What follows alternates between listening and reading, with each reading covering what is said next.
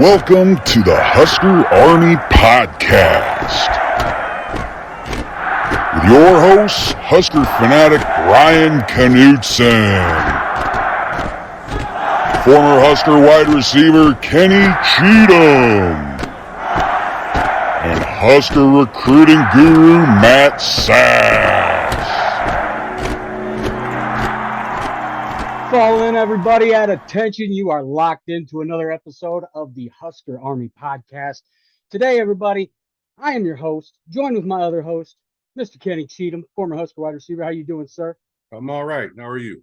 Doing good, man. Of course, we have got two special guests with us today. Two former Husker tight ends, the exact position we're going to be talking about today. And man, you guys were monsters in your own right in your day. Mr. Big Bad Bill, aka William Washington. And we got the truth, Mr. Trumane Bell. How you guys doing? Doing pretty good. I'm doing well. All right, gentlemen. Well, of course, as it's no secret, the landscape of Nebraska football has changed since you guys have played. The way the offense is run and everything. So we're going to talk about the position you guys were a part of that you loved, being tight ends. And back then, it wasn't glory. It was more blocking. It was you guys were in the trenches just as much as the offensive line was. Yeah, that's definitely true. We used to spend part of our group period with the offensive lineman every day, and so we get in and mix it up with the linemen. Going against the tackles and stuff like that too. So, we had a lot of combo blocks and stuff back then too. So we had to work in unison with the tackles. So yeah, we're glorified linemen back then for sure. That how you remember it, Tremaine? It pretty much the same. Work with the linemen, that darn strip we had to go up against when we go against the outside backers, just doing that because I had to make that switch from playing split end to come down to playing tight end. So a little undersized. I was much smaller than my boy Big Will over here, but made it happen. All it was just trying to get in the way. When you just lean on those big fellas to the left of you or to the right of you, you're just trying to just make it happen. Yeah, a little bit of history. I mean, you guys were involved in one of the greatest seasons that I can remember as a young Husker fan, 1992.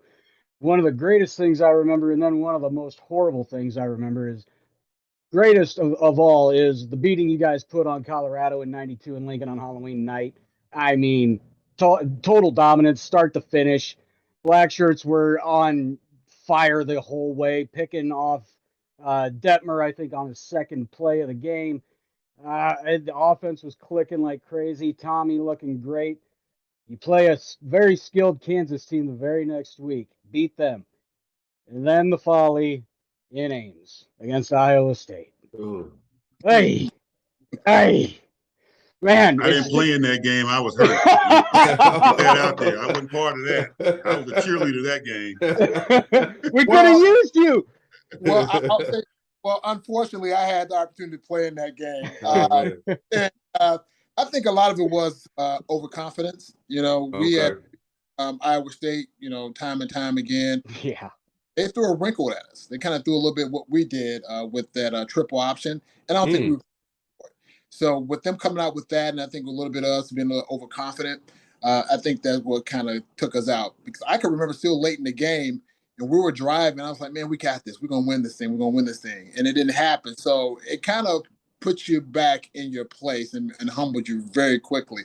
But, we knew we had to get ready for that next week and, try to finish out the thing. But, yeah, it was very humbling to lose to the side games. All right, guys. Like I said, we'll talk about your guys' area of expertise. I mean, it's no secret what you guys did in your careers here at Nebraska. But, I mean, you look at the tight ends we got right now, especially with tight end coach Sean Beckton coming into his 5th season. He has got a slew of tight ends, guys. I looked this up. We have 12 active tight ends in the room right now. Granted, as far as experience goes, Vokalek, he's a senior, been named a captain. We'll talk about that in a bit. 6'7", 260, rangy guy, big target. I got a feeling Thompson's going to find him quite a bit. But that, as far as experience goes, that's what we're really looking at. And Boy, out of the 12, we're looking at 5 redshirt freshmen, 3 true freshmen, 2 sophomores, and 2 seniors. And for me with you guys, I think last year, and I'm sure you guys could agree with this, the tight end position was the most underutilized position on the field. And I'm sure you guys saw everything I saw last year with them running down the field wide open and not getting the ball to them. So what are you guys looking for or expecting, and what would you like to see from this year's tight end group, and how would you like for them to be utilized?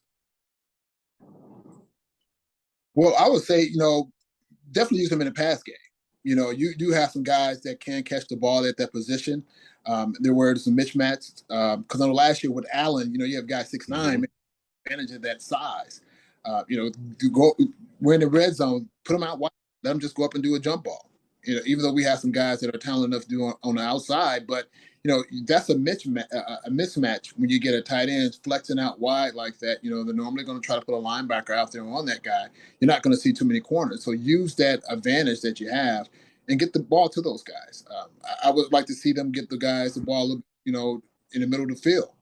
I think that'll be a change of pace and kind of go back to some of the ways we were doing things. I know we did a lot of stuff off of boot and, off of counters and things of that nature. I would say with this offense, you can kind of do similar with a lot of the RPOs that they're doing. I think it could just be a focal point in just that, in that aspect of the game right there. But, are they going to do it? Is yet to be seen. Right. William, what do you think, man? Like Tramaine was saying, it's about matchups. The offense is definitely different than when we played. And I'm looking at Austin Allen and the other tight end last year, like 6'5" and 6'8". Yeah.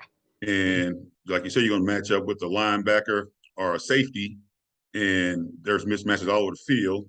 And one, you got to protect the quarterback. Then you got to get a quarterback that can see the open guy and get the ball to him. And so I haven't had a chance to watch the new quarterback, so I don't know what he's like. But the one thing that used to upset me going on a number of years now, since when we do flex the tight end out, I can't tell you how many times I want to break my TV when the tight end let a little cornerback go by him on one of those little slip screens. Oh. I mean, you got a chance to smash a cornerback or a safety, and you just let them run right by you. Yeah. that does something. That's what you guys lived for. You guys lived for crack blocks like that. Because our linebackers back then were 250. Yo. Yeah. I would love to play against these little small linebackers now. Well, it's funny you say that, William. I just remember some weeks ago, I was happened just to catch the Orange Bowl we played your senior year, and I can remember the team that we were playing, and this one I was still playing split in, and I was coming down and cracking down on Brooks every play on the outside option, and at the time I'm probably into 15, so I'm a big receiver, and that was my task. And you were doing that in a monsoon. You'd have good footing. Exactly. And then get these big guys like you're saying, and not taking care of a cornerback, I think that's more or less a mentality. Now, are you coaching that, or the kids just don't have that dog in them? Right. Back when we were playing, I think we had a lot of guys that had a lot of dogs in them, and also Coach Brown coaching us up to that, expectation of, hey, you got to be out there. We're gonna have to be fierce, and we're gonna have to be out there. And we're putting people to the ground. It's cut blocks or whatever it is. And we graded on it. So I don't know how they're doing that now, but you got to have that dog in you that position, especially when you're mixing up inside the line, and especially when you're out in the perimeter, man. You should be taking advantage of that opportunity every time you have it. Right. Yeah. And for me, and I'll tell Brian, you guys are ones we looked up to as the younger receivers and tight ends coming in, because we heard about you guys all the time.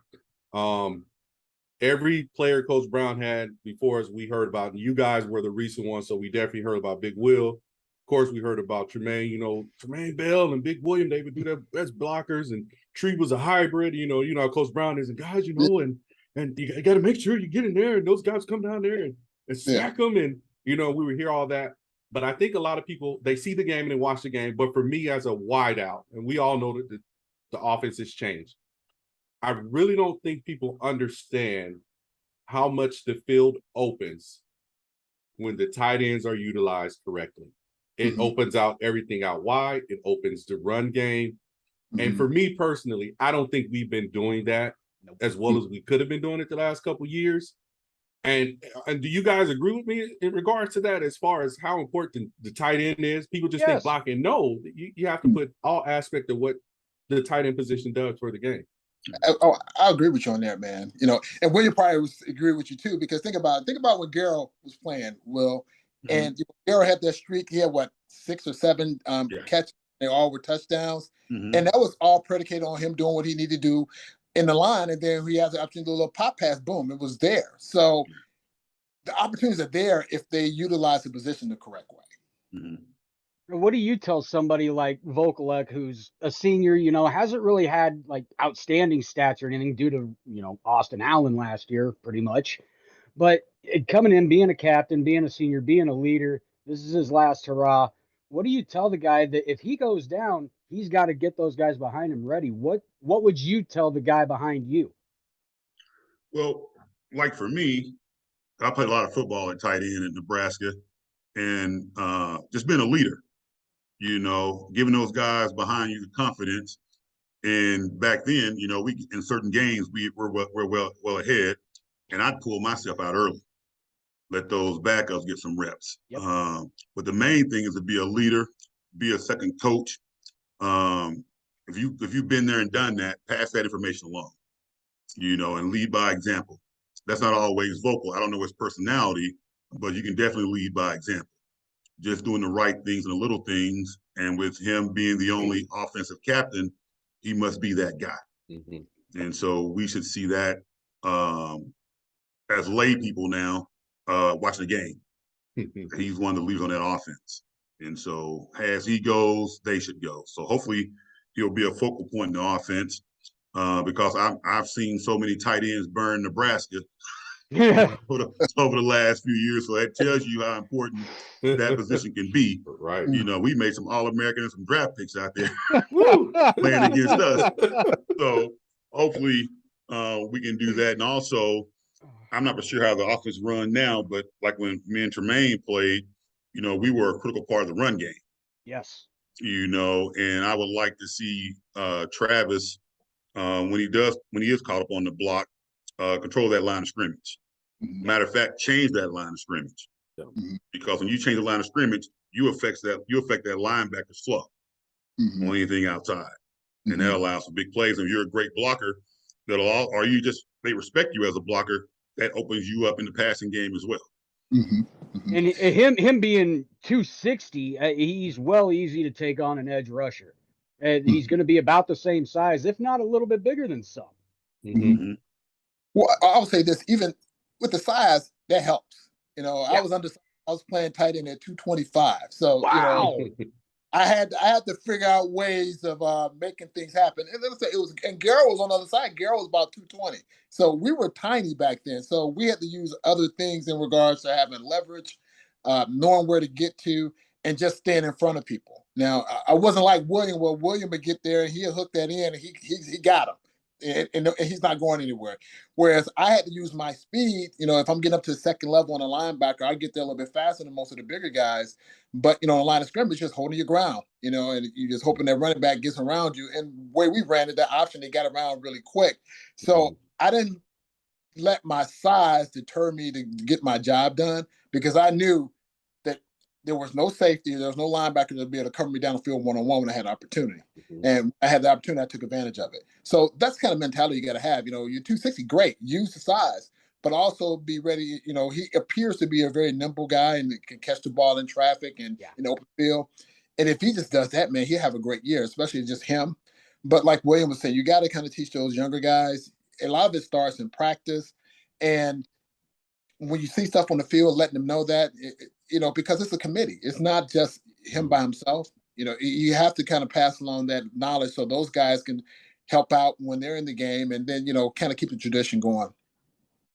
Yeah, I mean, looking down the list, Thomas Fedonia, Chris Hickman, Chancellor Brewington, I mean, they're all looking to produce something on the field this year. So, I mean, it looks like Vokalek's more than happy to spread the wealth. He's not looking to be a selfish starter. I mean, obviously being voted a captain, that speaks a lot for how he is as a leader, how he is with the team.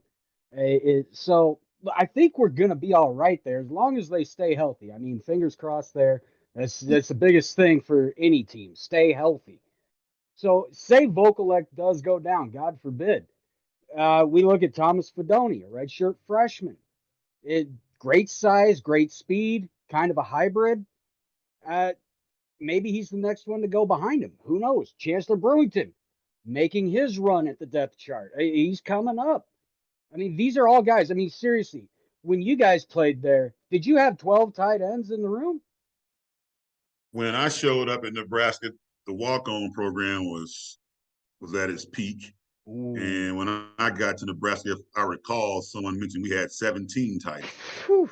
Ooh, I retract what I said about having a bunch. And dog eat dog. Yeah. You got to go out there and compete. It's all about competition, and you got to be willing to compete. And I end up playing the second play of my red shirt freshman year. I'm in the game. Oh, wow. So it wasn't about how young I was or how much experience I got. I got to go. And so the first thing you got to do is know your plays, know your assignment, know your job. And if you do that, it should take care of itself. You go 100%. So I don't, at this point in time, these guys, even with Kenny being younger than Tramaine and I, these guys currently have way more football experience than we have at this level. Yeah.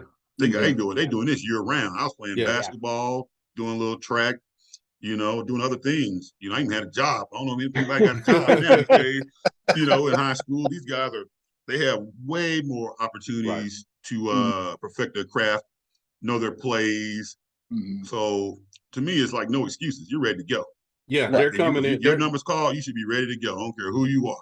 Yeah, they're coming in a lot more skilled than we did coming in as kids, because every time I look up, there's another passing league, another drill. I know, in fact, I think in some states they're going to make 707 a high school sport. Wow. I mean, I see some of these kids playing football year round, and I'm looking at them, and people are like, oh, he's a freshman, he's playing. They should be playing now, because these kids are getting this work on their skills year round. I went from football to basketball to track, maybe 2 weeks off, and I was AAU basketball, maybe 2 weeks off, and I was back in football. So I look at them and I say, my first break was when I was done in college. That was literally my first break. So when I look at these kids and I see them coming in, I look at the size of them, they're physically ready. You're looking at these high schools and I'm like, I was not built like that. At 17, I was 185 pounds. I mean, I remember seeing Tree on my recruit trip and a bunch of them. Like, I don't know about this. Some big dude. Because I was big, but I wasn't that big. You know what I mean? I was tall and big for high school, but I'm seeing these guys, because my class, I think, was the last class that came in, maybe 95, where the freshmen were by themselves. And then we were there a week, and then we started practicing with the varsity. Yeah. So we were that last one. So when we came in, like Will said, it was a bunch of receivers, bunch of tight ends, bunch of positions, and you handled your business. So if you didn't play as a freshman that next year, you were ready to play. Like I said, spring, after I learned everything, and my first year was getting acclimated to it, like I told you before, 10 yards, you'd be at 10 yards. On this 91 and this 99, you'd be at 9 yards, not 10, not 8.5. I was so used to that in high school, being able to get advantage of it. So that spring, we were ready. That next year, we all played that were redshirt freshmen because we were about our business. I said for maybe 3 people, but they were on the way up and coming to play. So like we'll say, you be ready and you pass it down. My senior year, I would not take reps to get the younger guys in and say, look, man, I'm gonna be gone. You need to do A, B, C, D, and E, F, G. Because it's not about me. It's about the program. It's about the success of Nebraska. So I took pride in that, saying Wilson Thomas and all those guys, hey, man, you need to go out there. No, you go do it. I know what I need to do. I've been doing this for a bunch of years. Right. You go do it. And you be here, do this, you plan this, do that, come back, and this is what you do. So, I mean, it's a big deal. Let me put this in perspective for you. 1988, I came in with some baby fat. None of these dudes coming in with baby fat. No. So that tell you that the training, the nutrition, like I said, all these passing leagues and opportunities to perfect your craft. there's no excuse. These guys are like I said, they're probably coming in as juniors, where we came in truly as freshmen, as Yeah. far as being ready to play. We came in, with going to get some grown men. Right. Because back then in Nebraska, when I came in, the freshmen played on the freshman team, and then they redshirted, and then by that third year on campus, you might be a backup.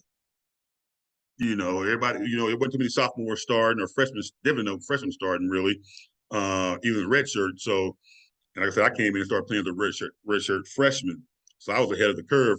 A couple of my teammates, a couple of my classmates, and I think the class before us were the ones where Nebraska started playing players earlier than normal, because you'd be a junior senior before you saw some legitimate time. Yep. On the playing field in Nebraska. So it's the game has changed. The mindset has changed. The philosophies have changed. And so they should be fresh and ready to go. They don't do any hitting, so they ought to be fresh. Yeah. And ready to go. Yeah, it's funny you said it, Will, because I was just thinking about, how each one of us redshirted, and I was a JUCO transfer, and I still redshirted. I felt I was ready to play when I came in, but just getting acclimated to, the culture and the program, even though I had a lot of that anyway from my high school days, and just being in that mindset, okay, it's team, let's do these things and learn, and being where you're supposed to be.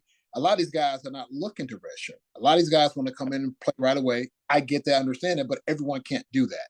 Yep. So it's okay to take their year, learn, and get better. But now, guys, with the transfer portal, man, you could be out of there. It's just like the guy's like, oh, you know what? I'm gone. I'm not gonna get playing time. And then you're like, you're giving up before you give yourself an opportunity. So that's the kind of thing you kind of got to fight as well. But yeah, I agree with William and Kenny in regards to the 707s. I can remember when I was in high school, we kind of started that in Chicago. We had like a 707 every Saturday. We would play against the teams that are in our league, just for practicing passing scrimmages. But I didn't think anything else of it. That's what we did.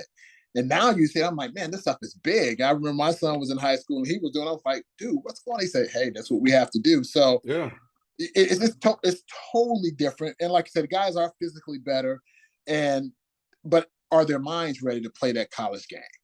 Because out there, the college game is much faster than what you think in high school. I don't care how great you are in high school. The game is fast, and you'll find out very quick when you get on campus. That one guy that you think is not that great of a player that's been around for years, they'll let you know real quick that, hey, you know what, this ain't for the faint of heart. So, you gotta have that mindset and mentality as well when you're coming in, and if you're trying to come in and play right away. And some of the guys have it and some don't. Yeah, and Nebraska's had a great slew of tight ends in the past. I mean, you look at Wistrom, you look at Eric Alford, guys like Austin Allen. Eric Alford, baby, man. Tell me I don't remember my Huskers. Come on. Hey, Eric's favorite line in the meeting room would be, and we would laugh, hey, Eric, what are you supposed to do? 2 combo coach? Ego deep, man. Ego deep. Oh, man. So, I mean, I played with probably the most gifted tight end, Johnny Mitchell. Oh, yeah. And Johnny and high school teammates. So, you imagine him in high school, he's 6'3", he's about 240. He's running 4'4". And then, I'm out wide as flanker at 6'2", 185. Then we had this other kid like 5'11", 185. So we had some guys, but, we're playing in Chicago. It's not playing in Texas or in Arizona. We're not getting love like that because everybody's all about basketball. So, And looking at Mark Whipple, the way he wants to run this offense, everybody's saying with him coming in, he's pass heavy, doesn't run a whole lot. But from what I understand from the running backs committee, they're really happy with Mark Whipple. And so it sounds like they're going to be running a lot. And what he's talking about is our tight ends, not only are they going to be targets, but they're really going to have to learn how to block downfield in case the way you gentlemen all did back in the day. And I have a quick question for you guys. Do you think, as being tight ends and, like I said, working closely with the offensive line, a lot of people understand as well that with the rotation of running backs, that it also affects you guys in your blocking because it's getting used to the person that you're blocking for. This person hit the hole a little bit harder. This person to dance around the hole. Do you think if they were consistent on who's going to be the starter, we leave this person and this one comes in spot duty would make a difference as far as how well the tight ends will block? I don't think it should. Yeah. The reason why I say that, because think of the slew of backs that were with us, where you had Derek Brown, you had Calvin, and then you had Lawrence Phillips, and then even before with Leotis Flowers and those guys, and those guys just ran hard. I got to hang on to my block and make it happen. Okay. So you hang on to the block. Don't worry about who's back there. You know what I'm saying? If they don't get there, that's on them. That's how I looked at it. Okay. Yeah, with these outside, because back then, I can speak about when I played. Everybody's pretty much running the 50 defense, which is read and react, compared to we played Miami and Florida State. They ran that 4-3, which is an attack defense. So they're reading us. So when I played, get your hands on them, it's a wrap, because they waiting on you to do. They following your movement. They're not doing anything until you move. So it plays in that, and so then it's up to the back to make decisions based on the blocks, on their vision. Like even like as a wideout, you stop blocking the corner or the safety or whatever you're doing, you're still reading what he's doing. And so it's going to be up to the back to figure out how when you do engage contact, how to read off that block. Yeah. So the same way in line too, they got to read the block, because it's not always the same, because it may be a stunt. It may be, that's why the cutback is important too. So the back has to have some vision, the line has to have some pop. And as a whole, I don't know about this team, probably this game, because what I mean by that is how many guys are getting their butts whipped in the line on offense and defense. That's where it all starts. And you're gonna start with the run, because I don't see us out passing anybody. Not At yet. some point, you got to run the ball in the Big Ten, and especially for us, we don't have those wide outs like Ohio State. You can sling it. You got a bunch of first round draft picks out there. We don't have that, and even they run the ball quite well. Yeah. So we have to run the ball, and the success of this team is going to depend on those 5 guys plus the tight ends and also the receivers in the block in the run game. And so I'll know how good we are, because Northwestern shouldn't be a physical match to us. So if I'm watching them manhandle our line offensively and defensively, we're going to be in trouble. So that'd be a good gauge. First game from tight ends to tackle to tackle, to DEN to through the nose guard, what do you call them nowadays? I don't know what we got. And like you said, do we have any dogs or not? We'll find out first game, because this would be a game we should control the line of scrimmage, both sides of the ball. Yeah, Northwestern give us problems anyway. And the thing is, Northwestern is well coached, and people feel they are well coached. They're always underachievers, but Pat got those guys going over there. I can remember going to, when I was coaching high school in Chicago, going to camps up there. I remember taking my son to a camp up there, and they're well coached, so they're going to be ready. But the thing is this: we cannot go in there and say, "Hey, we're Nebraska." We're not Nebraska of old. We're not the Huskers. They're not the Huskers before that. You're the Huskers now. So what are you going to do right now to submit? Hey, you know what I'm saying? Give a kind of a nod to the past, but bring it to the future. And I think a lot of the guys, they're still thinking of Nebraska in the past. Okay, that's great. That's where we were. But how are you going to get the program back there? And that's the main thing. And hopefully, that we get it turned around this year. I know with Mickey coming back, I think that's going to help out a ton. Have an opportunity to meet up with him at the spring game this year, just kind of listen to some of the things, and you can feel that old edge is coming back. So I'm hoping, just having those type of guys in the building is going to help us out a lot.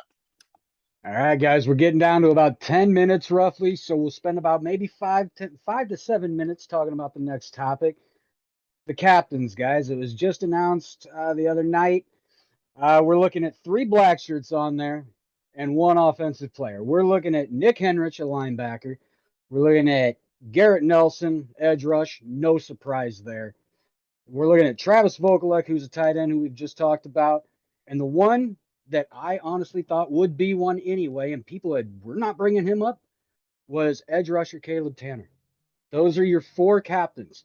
Kind of surprised Luke Reimer didn't make it, but Caleb Tanner, people were talking about who's getting a black shirt.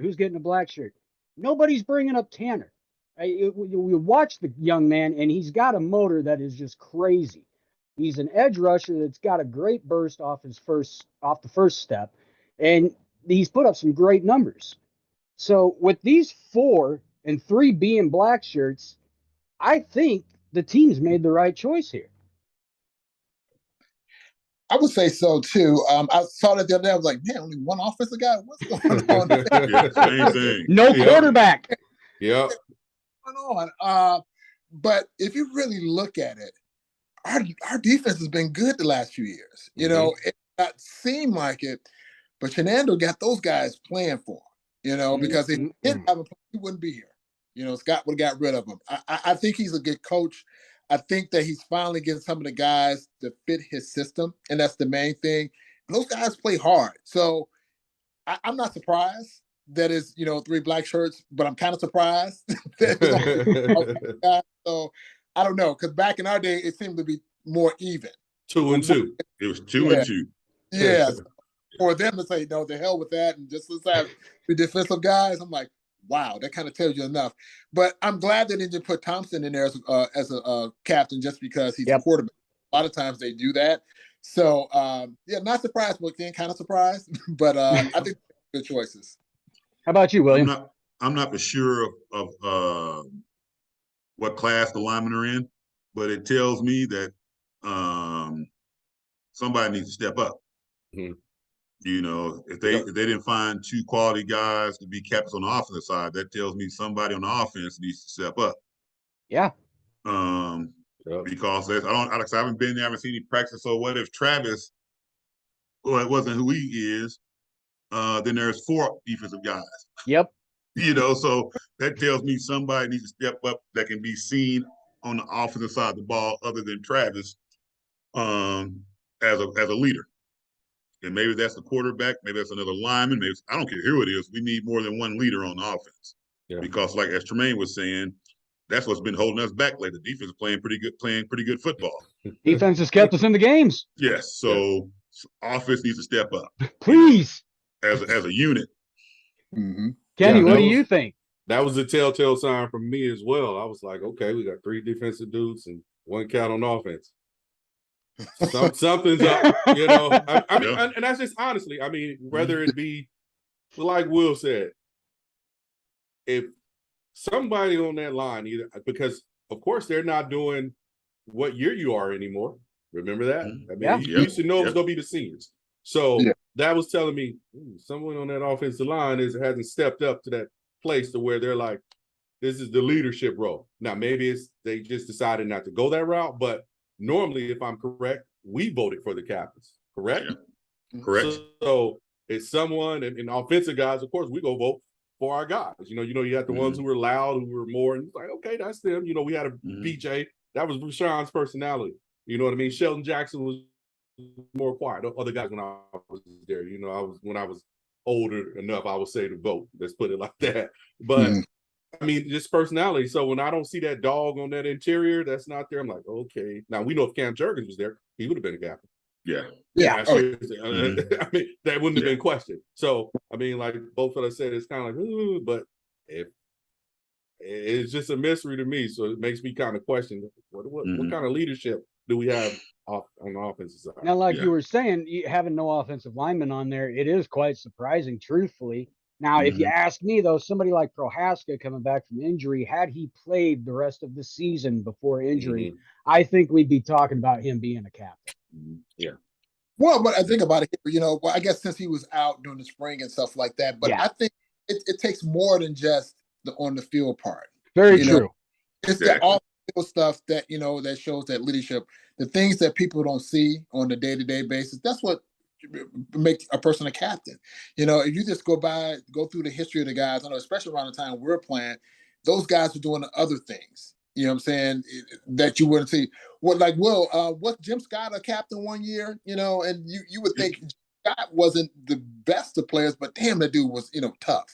So yeah, guys like that, you know, Gerald Armstrong, my senior year, he was a captain and he was quiet, but he kind of led, you know, this guy was a walk-on and he was like last on the depth chart and moved his way up to be a, you know, regular role, earning a scholarship. But, you know, those type of things, you know what I'm saying, that persist and, you know, going to work every day, those are the qualities of a leader that the guy doesn't have to be a guy that you see on the field all the time. There's other things, the other attributes that they show and then they give. You would think there's somebody else on the offensive side of the ball that give you that, but I guess not. That's because I remember back in '92, I was selected as one of the 4 captains, and that meant so much to me. I bet. I cried. I'm like, my peers think that much of me to name me a captain at the University of Nebraska. That was a big deal. My girlfriend, he made me a kick that said C on it for captain. I was living that. That was a huge deal to me to have that respect amongst my peers. And so hopefully these 4 that they've now been named, I think at some point in time, there was such a time where they were like rotating captains, or they were later on in the year or game by game. It was weird stuff. I couldn't get with that. So even though it's uneven, I'm fine with it. They select them before the season started, not that other crap. It's fine. It's have to do at least that's before they have their known leaders. So I'm good with that. Yeah, if you ask me, I think they picked the right guys. Like I said, little strange Luke Reimer wasn't on there, but still 4 great picks. Garrett Nelson, basically the lifeblood, the heart of that defense, almost the heart of the whole team. I mean, the way that guy bleeds Husker red is just unreal. Lives it, breathes it, eats it, sleeps it. It's just ridiculous. So, yeah, in my personal opinion, I think they've got him right. Henrich, Tanner, Nelson, Vokalek. Gentlemen, congratulations, young men. You guys deserve it. Sorry for a few of the gentlemen that we probably could have had on there, but this is, as you guys said, it's up to the team. Yeah, you don't always have to be a captain to display leadership. No. I think the guys that didn't get it are fine with that. Yeah, so if they're feeling a certain way, don't feel that way. You can always be a leader without being a captain. That's right. And if you're upset that you weren't named captain or something like that, you're not a team player. That's right. That's a team honor. And so it's all about if you're team. upset about that, that's why you didn't get it. Exactly. There you go. Because you can't hide in that locker room. You cannot hide in that locker room. People like Tramaine said, it's not what you do on the field, it's other things. Your presence at the training table, your presence in the weight room, how you proceed in the classroom, especially how you get along with people in the locker room. And those were those. We just get the football part is the one everybody can see, but the other stuff is the intangibles. And just because you're a great football player doesn't make you a great leader. Correct. And vice versa. So. Well, gentlemen, I could not agree more on all of what we have talked about today. You guys hit the nail on the head with every subject, each player we talked about, captains, everything. We're about out of time, so unfortunately, this is where I'm going to have to shut her down. We're going to have to close headquarters here at the Husker Army base. Me and Kenny are miles away from each other, but we're always on the Husker Army base. Everybody, I would love to thank our guests for today, Mr. Tramaine Bell, Mr. William Washington, former Husker tight ends. Love having former Huskers on. Even hope to have current ones on at some point. Hell, who knows? Can always happen. We're free. Yeah, no NIL deal with you guys. I love that. All right, guys, you know where to find us by now. At least I hope so. Twitter, Instagram, at Husker Army Pod. Definitely find us on Facebook, the Husker Army fan page. Thank you so much to Matthew Malone. We'll have you on this season. So for myself, Brian Knutson, Kenny, what do you got to close out with, my friend? Hey, man. Go Big Red. Let's get a win. That's it. Amen. All right, well, if you're watching on YouTube, this looks a little weird. Zoom cut out on us, but I had to come back and give you the outro. Husker Army, at ease, and you are all dismissed.